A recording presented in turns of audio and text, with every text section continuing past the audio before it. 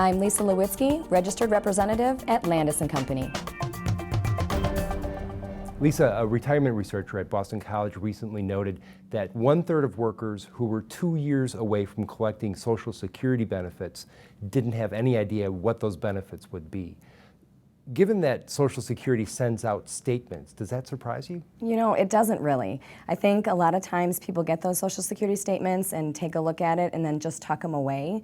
And while that might be okay if you have a lot of time before your retirement, but if that retirement date is getting closer, it might be a missed opportunity. So Social Security makes projections based on your earnings history and mails those out every 5 years beginning when you're 25. When you're 60, they mail them out once a year, and if you sign up on SSA.gov, you can see them anytime.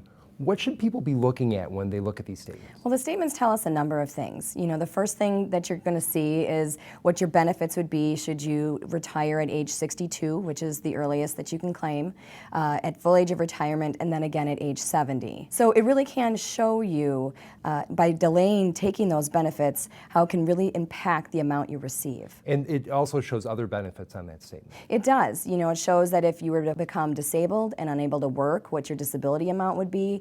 And it also shows if you were to pass away what your survivor benefit would be. So at what age would you recommend really taking a look at these? I would recommend probably taking a really good look at starting at 10 years out for retirement. I think it's a great place to start to kind of put that big picture together.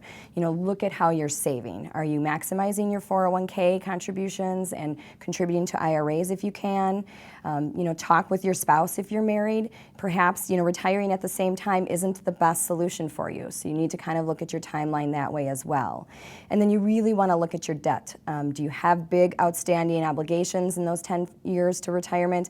You know, if you do, really put a plan into place to try to pay those off before retirement comes. What about closer to retirement, say 5 years out? Well, at 5 years out, you can't afford not to look at the Social Security statement. You know, it's a great trigger to kind of get yourself focused and make sure that, you know, your plan is in place.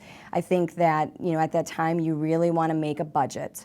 Take a look at what, you know, your obligations are. When you retire, you know, your finances may change quite a bit. So that budget is really important to see what you actually need. The other thing is to look at your allocation. You know, at that time, you may want to reallocate to make sure you're not taking on any unnecessary risk, but also that you're continuing to grow your portfolio for that retirement need. Lisa, those Social Security estimates are based on earnings, so the closer you get to retirement, the more accurate they would be. Does it even pay to look at them when you're younger? You know, Joel, I think it does. You know, Social Security sends those out at age 25 for a reason.